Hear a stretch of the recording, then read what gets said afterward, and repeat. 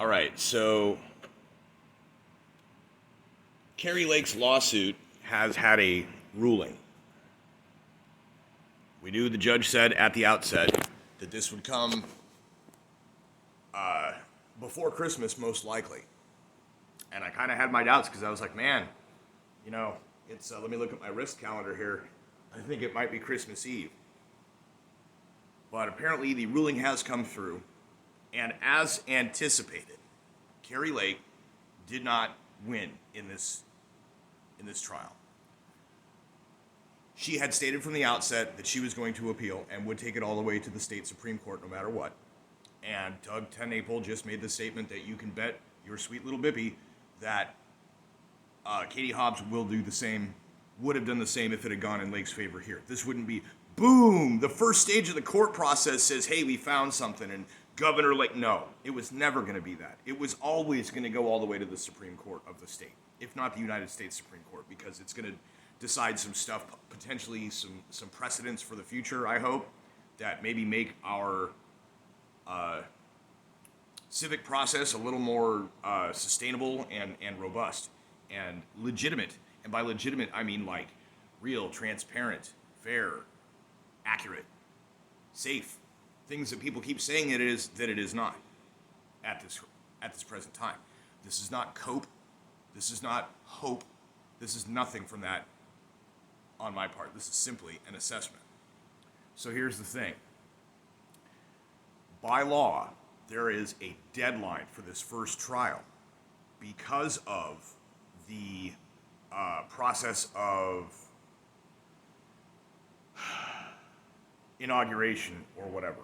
There is a state constitution apparently set, or state law that they have to abide by, which some people just aren't abiding by laws, and nobody's really doing much about it. But anyways, that's none of my business.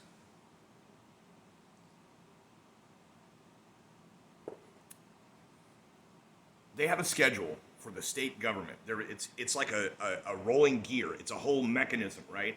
And the mechanism does not stop for this court case. So the court case itself had to fit all fair aspects of something resembling a court case and a trial and a hearing within a deadline, so that the resulting judgment and then the time to implement any, if there was awarded any kind of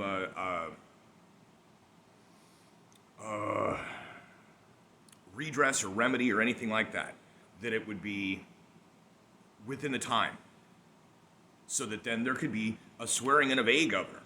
That's the law, right? And the judge followed the law in that. This case was technically fair.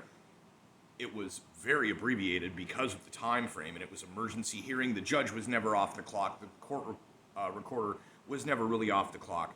There were people in the Mesa County, Mesa, Arizona. That's a neighboring county to Maricopa.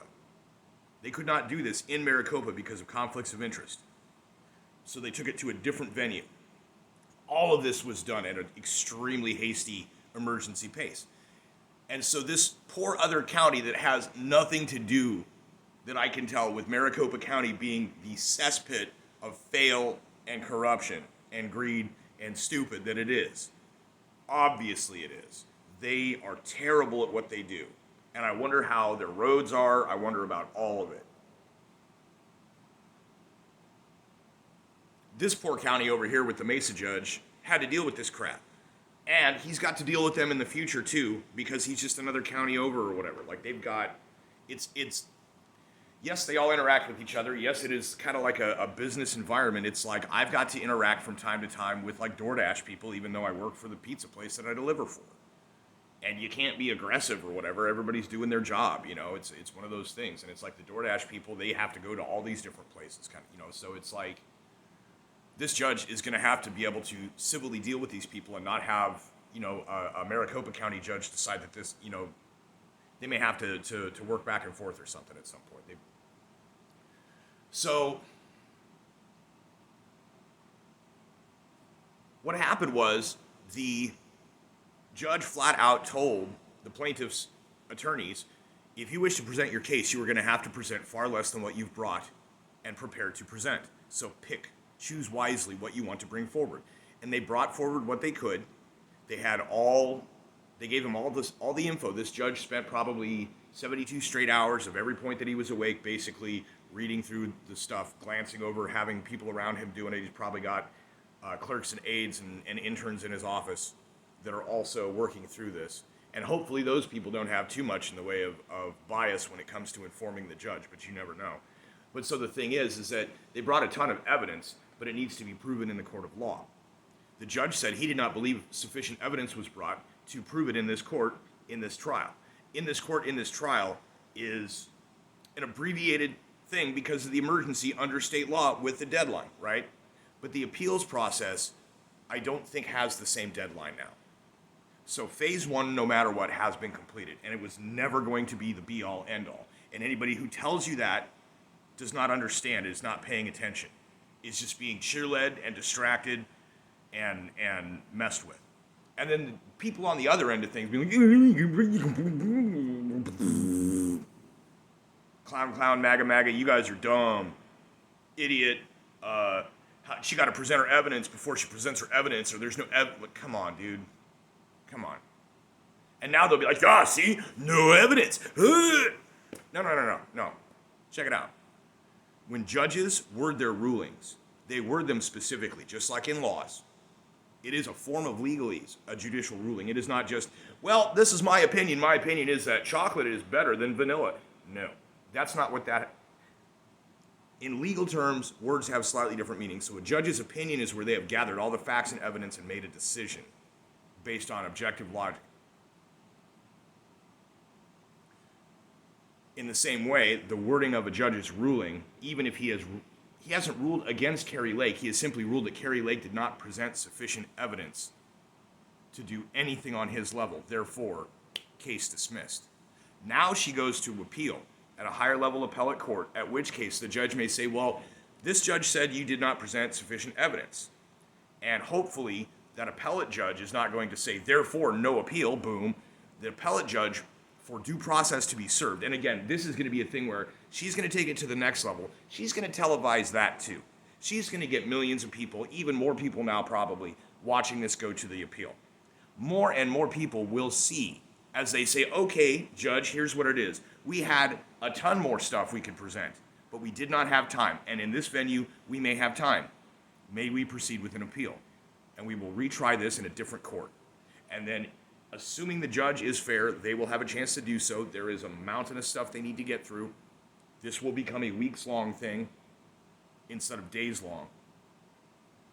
And then at the second half of that, the attorneys for the defendants will stand up, call names, say things that don't make sense, that do not apply, and then the judge will rule however the judge rules. And I would not be surprised if at this point, that judge in the appellate court says, well, there's a lot of compelling evidence here, however, I'm choosing to rule in favor of the whatever because it's already passed the thing. And then she can take it to the Supreme Court and say, it doesn't matter about the deadline, we need a ruling on this precedent. And yes, we have standing. At that point, the state Supreme Court will be compelled to make a ruling. Now, the thing is, the Arizona State Supreme Court might be more fair than the appellates, but you got to get denied at the appellate level to get up to there too. And then you can say, now let's look at this ruling. This judge did not legalese and appropriately, literally telling us that chocolate is better than vanilla, but we're ruling in favor of vanilla. And it's, wait, what? Who, what? That's not... And the Supreme Court will say, okay, so present your cases. And it is significant because it has to do with election integrity. They know it. They know that we know it. We know it. We know that they know that we know it. We know they know. Everybody knows everybody knows. Everybody knows. Even the dipshits, the trolls, the hacks, and the shills. All of them. The bots, they don't know because they don't know anything. But even the people behind them actually know. The difference is whether they think it's good or bad, which is kind of a matter of opinion.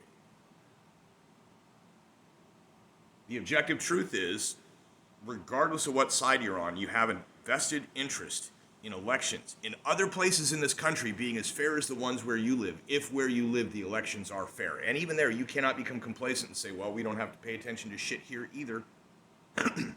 Periodically, in good faith, each district or county or whoever, however the state decides that it does, state by state, should audit themselves. And I'm not saying they should audit themselves. I'm just saying they should say, okay, audit time, and then somebody audits, just to make sure that the previous elections, everything is as it should be, or audit immediately in real time, third party on the side of the, once they've counted them and put them into the thing, then the auditors confirm, double, triplicate, that these are in fact what they say they are, and that the counts match, and that everything is 100%. If you have a finite number of things with a finite number of criteria, you should be able to ascertain to 100%. So anyways, that's what I got. It is not a loss. It is a moving to a next step. It is not anything that I anticipate being, oh, they're going to overturn that. No, Kari Lake's not going to be the governor. But she's going to get all of these people who are breaking the law, not following the law, flaunting the law, and obstructing the law by being obstinate and refusing to provide documentation and making excuses, etc. These people have got to go. And it's not just a matter of new elections and new people. They run the elections. They're not, if they're appointed, whoever appoints them, they're going to make sure someone is elected that will appoint them or people like them. So how do you fix that, right? The Attorney General, the Secretary of State, etc. The people winning these races are the people who are going to continue appointing the people who do the thing that make sure that they keep, it's a cycle. It's crookedness. It's right there. Everybody can see it. Pretty much everybody knows now. You have to criminally remove, apparently, people from these positions so that somebody in the interim can be present, that the court monitors or something that then guarantees that they're doing their job right, so that the process may proceed. Personally, I still think it would be more cost effective rather than litigate this all the way to the Supreme Court, simply for this judge to have ruled, all right, Maricopa County only. We want a 100% chain of custody, 100% counted on site, 100% audited on site. Just this county, revote. And anybody who can't make it to the polling place or mail it a ballot doesn't vote. And anybody who does. And you retake the count, and then you compare the turnout numbers too. If it's a hotly contested thing, people will turn out. If you give it enough time, people can request a ballot, have it mailed to them, fill it out, and mail it back. But everything must be done to the letter, perfectly, to the court's satisfaction. That should have been the ruling, and it wasn't. That could have been it, and it would have saved everybody so much time and trouble. Hey, you know what? Just this one county, do it over. And microscope that bitch. Don't let anything happen. Judge flat out say, people go to prison if they interfere with this. I don't care if it's even on accident. And then they would be like, oh. But that's not happening. It won't happen. I don't anticipate Kari Lake winning anything. I don't anticipate her victory in any particular court case. However, I believe there will be rulings that hopefully can do something for the state of Arizona. The problem is you've got this election process by which their lawmakers are put into place. The lawmakers are either crooked or incompetent most of the time, and the ones that are good are too few in number. And then you can't have a good governor or secretary of state or attorney general because of the same people on the county level at the most populous county that basically directs the rest of the state.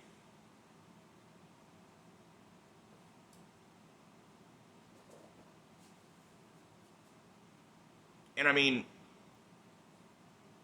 in a situation like that, that is the reason why the Electoral College exists. That is the reason why state sovereignty exists on a larger scale, is that it prevents things where the entire rest of the state can vote one way, and just this one county with a city or two in it are dense enough in population that enough people there vote how they want things to be in their city, that they want to apply those rules and laws and changes and decisions and policies, etc., to an entire state that does not agree. That's why we have things in a lot of ways the way that we do, that people are like, oh, we're going to get that useless crap out of the old-fashioned, in the way, get rid of the filibuster. No. All of it needs to stay like that. Yeah, it can be fine-tuned. Yeah, it can be fixed. But the reality is you do not want the people who live in Los Angeles, New York, Chicago, Atlanta. You don't want any of the people en masse, as a collective average of how those cities go. You do not want them deciding how you live in rural wherever. You don't want that. So, likewise, in Arizona, they have a situation where they have this one county that tends to ruin it for everybody else. The government of that county, the bureaucratic administration, the county courthouse, effectively. Like here, I don't think there's a shit ton of corruption in the county courthouse. I could be wrong, but it doesn't seem to be quite like that. And then in Maricopa, it's like, why don't you fumigate the courthouse? Why don't you get rid of literally everyone and have state level people work on appointing, hiring, HRing in new people for these positions that are qualified, that have good backgrounds, and then everything must be on video everywhere in the building. Comprehensive surveillance inside the courthouse. Big brother, it's county courthouse, man. This is for transparency. This is to guarantee that nobody who works at the county courthouse is able to do shenanigans from within the county courthouse. It's the same principle on which the election should be run, but won't be either. Because they don't want that transparency, because then they can't keep getting away with the crooked stuff. That's all there is to it. That is the bottom line. To recap and to close. Yes, a case was dismissed. No, it's not over. No, I'm not hopeful that there's any overturning of anything. That's not how it works. And if you're trying to think that I think that way, you have brain damage. And if you think that way, you have brain damage. There's a court system and things going to happen. There will be consequences. We'll see if the other people there do anything about it. And guess what? Here's the thing. There comes a point where it's like, all right, it really sucks. It endangers the rest of us. You've got an entire state full of people that can't seem to get it together. If that's the case, then you got to let whatever happens, even if it negatively affects the rest of us. Some things you just can't do anything about. So, that's what it is. This will upload when it uploads, and as always, the future's uncertain, as it should be.